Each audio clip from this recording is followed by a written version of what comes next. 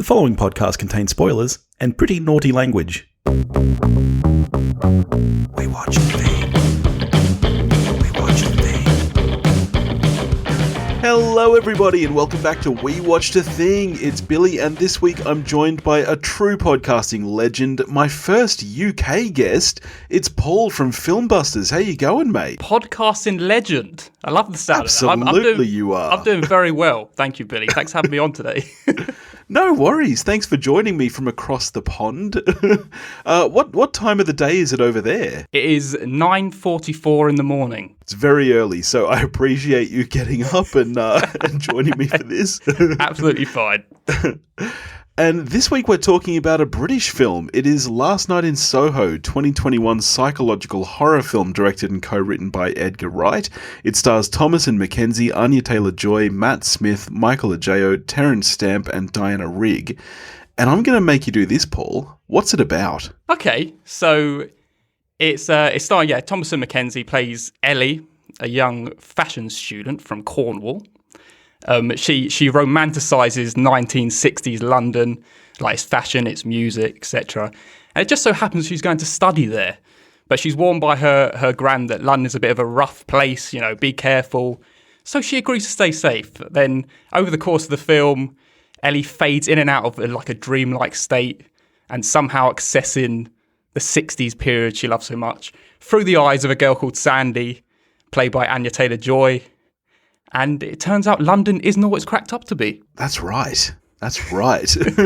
So you got to see this a couple of months ago as part of the London Film Festival, is that right? My co-host Ben was able to see it. I actually missed out. I was actually busy working and looking after my son, annoyingly. Not annoyingly, obviously. I want to look after my son, but Yeah. Ben got to see it early. I actually only watched it last night, so I'm very fresh on the viewing. Fantastic. I did too. It's just come out in Australia here just this week, so I got to it just last night. So let's get straight into it then. The film has been a little bit on the divisive side. Critically, it seems to have gotten quite good reviews, but audience scores have been slightly lower. Where are you on that spectrum? Did you enjoy this film? And I guess, first up, are you an Edgar Wright fan? Did you have quite large expectations going into the film? So I'd say I'm a massive Edgar Wright fan, really, because I don't think he's made a bad film. I'm not going to say until now, but I'll say that in a minute. But I love Spaced. It's one of the best TV series ever. And Hot Fuzz is one of the best films ever made. That's my favourite Edgar Wright film for me. And I'm a little bit in the middle on this film. I think it's a good film. But I have my problems. That is exactly where I am too. I think that this film has plenty of good about it, if that makes sense. Yes. Like, I think that a lot of the individual elements are really strong, but as a whole for me, I just wasn't completely there. Exactly. Yeah. I'm exactly the same. Yeah. I wanted to be... Right. I wanted... The thing about this film, so when this film came about, I've never been unexcited about an Edgar Wright film like I have about this film. It just didn't feel like an Edgar Wright film for me, and probably because it didn't have the comedy, and I didn't really want to go out and watch it. I wasn't until you came along and said, "Let's go watch it." That's when I was excited to watch it, basically. Yeah. Let's start with the performances then, because they are one aspect of the film that has been quite widely praised. I'm a huge Anya Taylor-Joy fan. I love Thomasin McKenzie as well, and I think that the two of them in this film are very, very strong. Yes. I'd say Anya more so for me. Really? That's interesting. Yeah. I felt the other way, actually. Oh, really? Yeah, which surprised me, because I love Anya Taylor-Joy, but I thought Thomasin McKenzie was really, really strong in this film, and I've got to be honest, I enjoyed the first half hour of this film much more than the latter half. When it was actually just... Yeah, I didn't love the whole flashbacks to the 60s. I think that they kind of got a little stronger as they went along, but at first they kind of broke me out a little bit. And I do love Anya Taylor-Joy, but I just thought Thomasin McKenzie was really, really great in this role. Yeah, I thought she was good. I think Anya just gave it a little bit more. I don't know why. maybe I did enjoy her in the 60s. I liked that element a little bit more, but I do know what you mean about the first half being better. Yeah. But I think there were strong performances all round still. Yeah, definitely. So this film, so the elements I did love about this film, right? Cinematography and editing, absolutely flawless, and the choreography of like the seamless like edits or choreography between Ellie and Sandy, I thought was absolutely like flawless, for me. And the soundtrack was amazing. I think it really brings like the romanticism of the period, and I think it's just incredibly relevant. Just the story, like at the heart of it, it's about like Me Too movement, basically, like all this horrific shit that goes on behind closed doors. Yeah, but I just think that all these things need to work together with something very important. That's the story, right? And the story for me, I just was not sold on it at all. Yeah, I agree. I ended up finding myself getting quite bored, to be honest. Like by the final 45 minutes, I was just like, oh man, come on. And it's a real shame for me because I did go in with quite high expectations, and I really enjoyed the first half. Yeah. But I'll agree with you. The soundtrack, for me, this is the best Edgar Wright soundtrack. I know a lot of people love Baby Driver. I'm not so much of a Baby Driver fan. I'm on that. Yeah, I know, which is weird. I'm on one of those weird eggs. But I thought the soundtrack was fantastic. And yeah, I agree with you. The cinematography was gorgeous. The lighting was beautiful. And yes, the choreography, particularly a lot of the mirror work between those two actresses was beautiful. That first scene and the production design in general, just the look. I've never actually been to London, and I can't wait to get there, but it just, everything looked so London and so 60s and even because Ellie is so kind of obsessed with the 60s, even the present day stuff had that same kind of feel to it. Yeah. And the production design was just gorgeous. Totally. The thing with this film is so Ben and Adam, my co-hosts, they very much love this film, and I don't know whether it's because they absolutely love London. Right? Yeah. They have this romanticism for London themselves. Yeah. I myself don't really like going to the place. Right?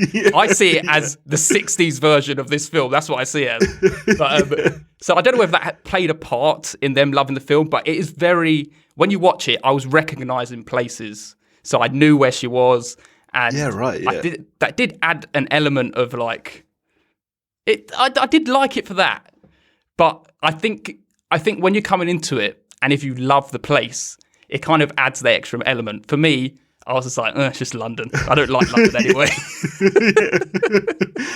Well, that's an interesting thing about the themes of the film too, is you brought up it being, kind of about Me Too and stuff, and it definitely is. But a lot of stuff that I've found from it as well is definitely almost about, being wary of nostalgia for a place or for a time, because romanticizing these things, it's not reality, you might think of London as this beautiful, awesome, fun place, but this film just kind of shows you how horrendous some of the things that happen there can be, and I mean that's true of any place in the world, really. Absolutely. I think you've always got to be wary of putting so much love on things nowadays, especially like people.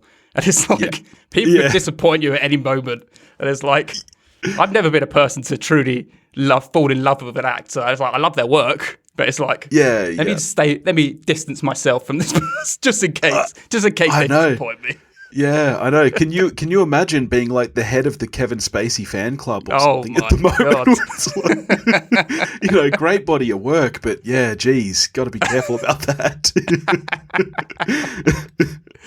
The thing about this film, were you surprised by the mystery of this film? Not really. I was not really surprised by anything that happened in the film, I don't think. And I think it's a shame because really that would be what would make the film and the story work. Like you said, for you, what let it down was the story. And I agree, because I wasn't really that surprised or interested by anything that happened. The finale kind of did nothing for me, really. It didn't take me out of the blue at all. Were you surprised? So So seeing this film before I watched it, like the trailers, I was already trying to make up my mind of what this story was going to be. And it was clearly going to be, I knew it was going to be a real person that she was seeing in the 60s. So it's obviously telling a story of someone in the past. Yeah. And then you see these characters in the trailer and it's like, okay, it's clearly going to be someone that she knows. That's just the rule of film. It needs to be someone, right? And so when I go into these films, I'm constantly trying to figure out what the mystery is and solve it before the film tells me. Yeah. And there's only 3 characters in that age range that it could be, right? There's like her gran, Diana Rigg, the landlady, and Terence Stamp. So Terence Stamp's one of the 2 men who they focus on in the thing. Yeah. So it's like, it's only going to be one of these things, so it's not really going to surprise me. It's just about how it gets there that's going to surprise me, basically. Yeah, definitely. The one thing that I walk away with too is I was a little confused by the end as to why. And like, I don't need an explanation for everything, but what was the connection between her and Alex? Was it just because she was staying in the house with her? Like, it's very unclear why she's having these. And they're not just dreams. They are straight up visions of the past. Yeah. You know, it's almost supernatural, but without the explanation, for me, it just, I don't know. I need some kind of reality there, I think. So what I took from it was it very subtly tried to play this thing of she's some kind of medium. So she sees her mother. They play that early on when her gran says that to her, basically, you know, about seeing people. But the only person we ever see her see is her mother, and it's unclear if that's, you know, I mean, clearly she misses her mum. Like, is she physically seeing her mother, or is it just kind of like her imagining that she's there? But I'm guessing that she just latches on to this spirit of the event. But at the same time, is she a medium? Because she's not seeing, she's going through the eyes of the landlady. Yeah. But she's not the spirit. It's all the spirits in the house. So why is she following her when she's not dead? Exactly, yeah. So I guess what she's really seeing is the spirits of who we eventually find out are the victims. But, you know, they're not good people. It's kind of anti-Me Too movement, really, because they kind of want her help by the end. Yeah, that's right. Yeah, it's a bit of an odd one. One clever thing that I did think the film did in the writing was the kind of juxtaposition of Ellie and Sandy, you know, and that's one thing where I think it does try to throw you off from thinking that it might be a vision and maybe it is just a dream, is the way they're so different, and Sandy is kind of everything that Ellie wants to be, like, not just from actually being in the 60s, which is this time period that Ellie is so in love with, but being so confident and free and all these things that Ellie's not. I think that is a clever piece of writing, and I don't know why it was that it was just never. It was always obvious to me that it was some kind of spirit, or, you know, I think I might have found it more interesting if I actually thought maybe it was just some kind of dream. I think that's exactly it. It's like it's almost like the red herring of her wanting. It's like she encapsulates everything Ellie wants to be. Yeah, and that is it's trying to send you down that route of, this is what I want to be. So this is kind of me in the 60s, because I love the 60s so much. Yeah. But I never went down that route. I immediately went down, this is someone, because I feel like I was waiting for the twist. Who is this person? Yeah. And they're already trying to, and they also, I think they don't take so long to throw you off that, because then you see Terence Stamp and it's like, okay, he's obviously someone. They're trying to play him as an important person. Yeah. So he's clearly of an age range who should be in that time period. So he's obviously someone from that time period. Yeah. The thing about Terence Stamp for me is that I don't think he's important enough, really, to justify And it's funny, this isn't a long film. It's under 2 hours. But I think that the film would work better if it was closer to 90 minutes for me. And the Terence Stamp storyline, really, by the end of the film, is completely irrelevant. It actually doesn't really change anything. Yeah, it was just another way to try and throw you off, basically. Yeah.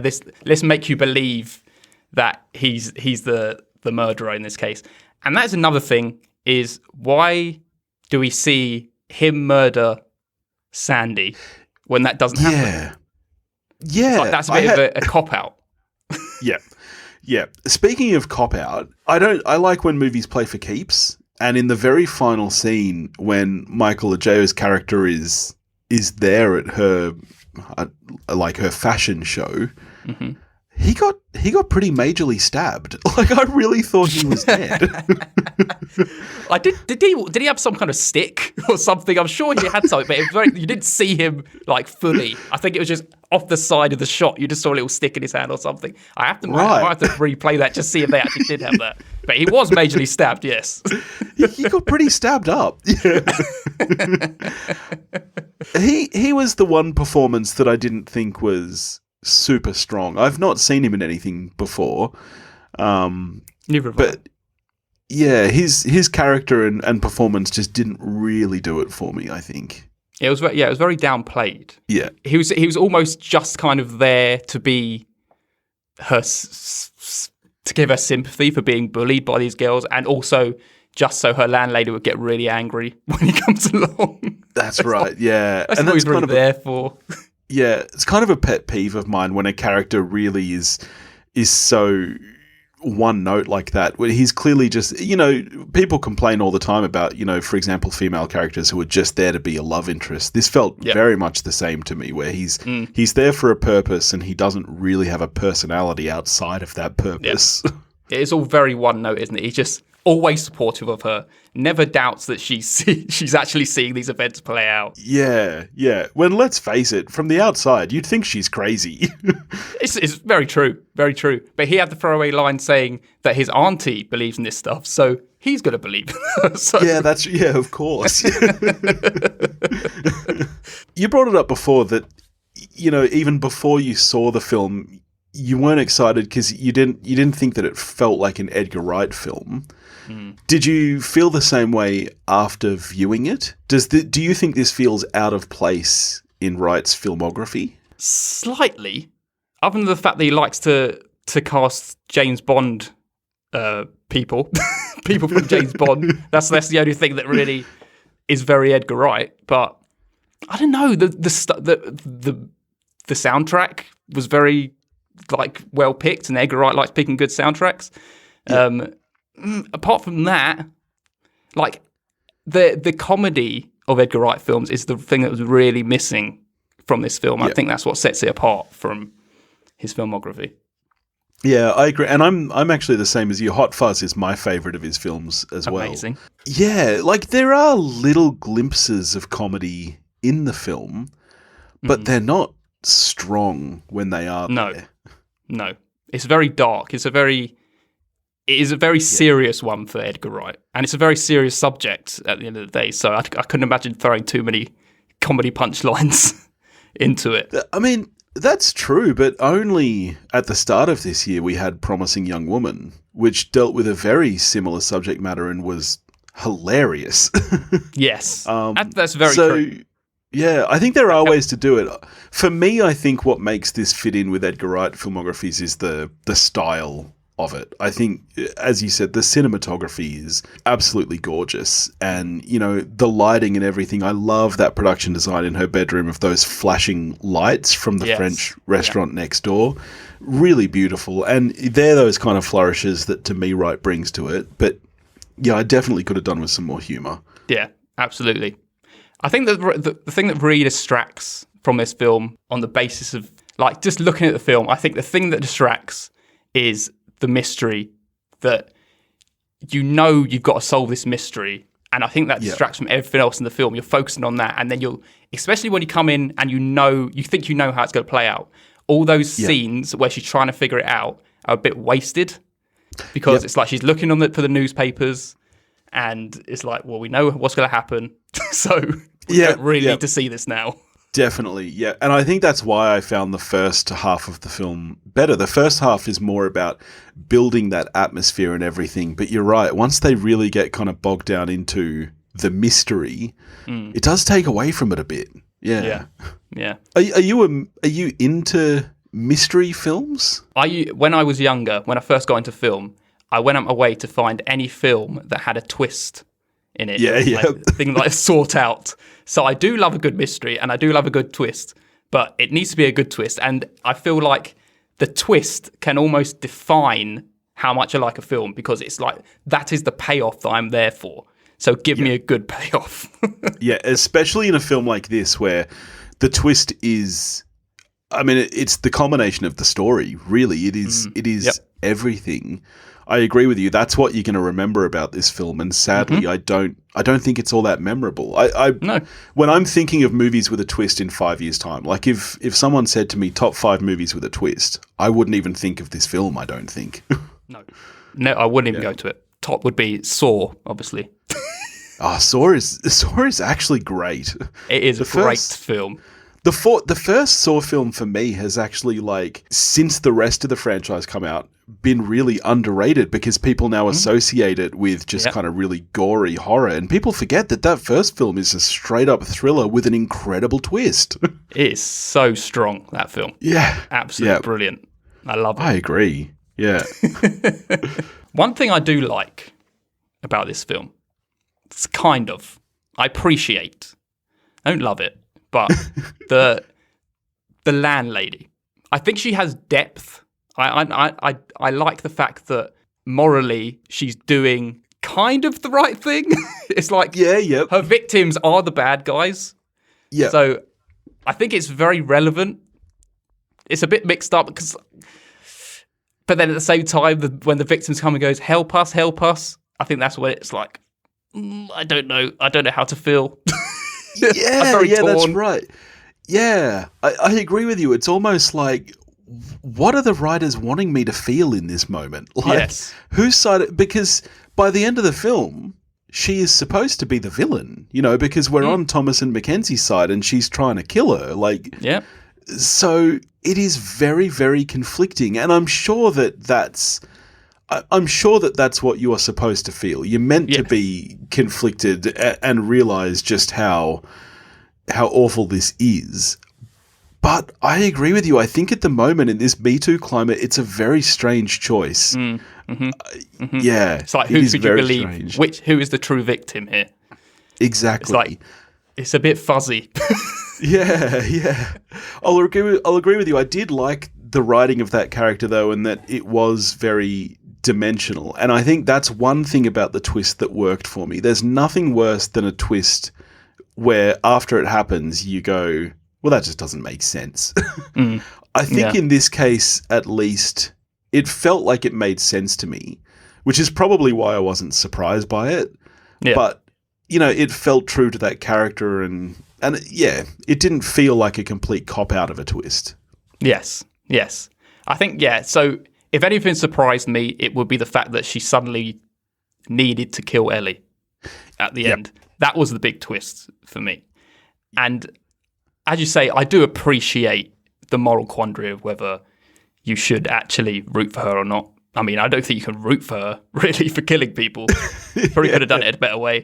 But I do appreciate that. That does give the character a lot of depth. And a good villain always has depth to them. Yes. That's true. A good villain should make you question, whether or not you're on their side. Like a really good villain should actually, I mean, at the very least, they should believe what they're doing is right. And it should make it tricky for you. Yeah. Absolutely. Yeah. That's good writing right there. And that's why I think I feel so conflicted about this film, because individually, all these elements work really, really well. The cast is very strong. I think the writing in a lot of places is strong. The direction is superb. The soundtrack is amazing. And yet, I just felt underwhelmed. I don't feel like any of it all worked together. And as you say, I think for me, that has to be the narrative. Just the overall plotting and pacing and story, I think, is really where it fell down for me. Yeah, absolutely. I feel so all these elements that come together to make a film, they're all quite perfect in this film. But I think at the heart of it, film is about storytelling. And if the storytelling isn't there, then that is always going to let the film down for me. I mean, you can watch like a big epic scale thing like Dune. I haven't seen Dune yet. Don't ruin it for me. Me neither. It's not as much like this film. Dune doesn't come out here for another 3 weeks. Oh, really? Oh. Yeah. We've got a treat ahead of us. That's good. Yeah, we are the backwards of the world at the moment. But yeah, you can go to a big epic like Dune. You know you're going for something spectacular. Go and see it in IMAX, I'm sure, because it's going to be a spectacular event. Yeah. But when it's like, it's going to be good to watch, but you still need that story. You still need that story at the heart of everything, and that is always what matters for me. So it sounds like we're both a little middling then. How are you scoring this film out of 10? For me, this is average. And for me, average is 7 out of 10. So I'm going with 7 out of 10. I don't know what your average is. It could be a little lower, but I feel like 7 out of 10 is right for me. Yeah, I'm going a 6. And it is hard because there's part of me that wants to bump this up to a 7 because there is a lot of it that, like I said, is fantastic. Yeah. But overall, I certainly wouldn't watch it again. Yeah. A lot of the elements work, and this is the thing about this film. It's a mystery. So you kind of want to be involved in the mystery again, and I know the mystery. I know how it plays out, so why do I need to go back to it? You know? Yeah, well, that's just recently on the show, I went back and had a look at Sixth Sense with Sam from Movie Reviews in 20 Qs. I listened to it, Billy. Oh, thank you. And as I said, that is a movie that, due to its twist, I always thought it would hold up, but it really, the more you watch it, just doesn't. Well, this is where we're different, because I absolutely love that film. I think it pays off every time, Billy. Well, there you go. I always thought it did as well until my most recent viewing, and I was like, wow, actually, yeah, I'm not sure about this. I feel like the rest of the film is so strong, and that twist is a very strong twist. So that pays off at the end anyway. But the performances in that film, I think, are absolutely phenomenal. So I love it every time, personally, Billy. Well, this is one of the things that I love about film and about talking about film with different people is that, you know, everybody just loves different things, and that's totally cool. Yeah. It's fine. Yeah. Well, thank you so much for joining me to chat about this. Can you tell everybody about Filmbusters and where they can find you guys and your great show? Yes, so we are the Filmbusters, me, Adam and Ben. We're 3 very best friends, and we have a passion for film. And each week we take turns in picking a film and then just resort to just tearing each other apart and like about their taste in film, basically. And we have so much fun doing it. And yes, I have a lovely time. So come along and check us out.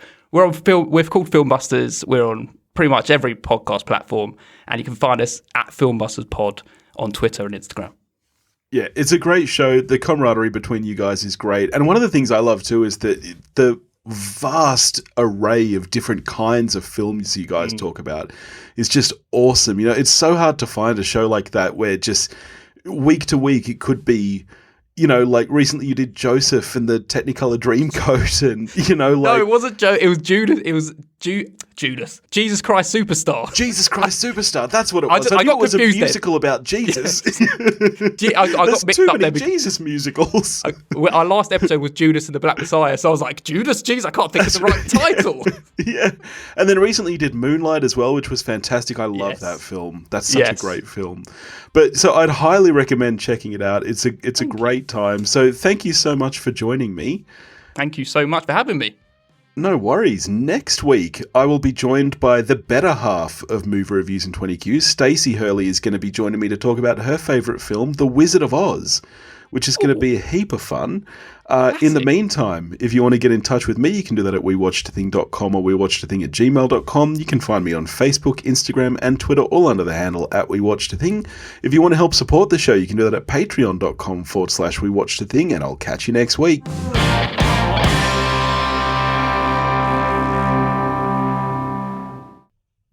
You're still here? The show's over. Go home. Go. But if you can't get enough of We Watched a Thing, why don't you check out our Patreon page? There's tons of behind-the-scenes content, heaps of bonus episodes. You can get full, unedited videos of each episode recording. You can pick a movie for me to do on the show, or even come and join me while I talk about it. So why don't you head over to patreon.com/wewatchedathing. Go watch a movie.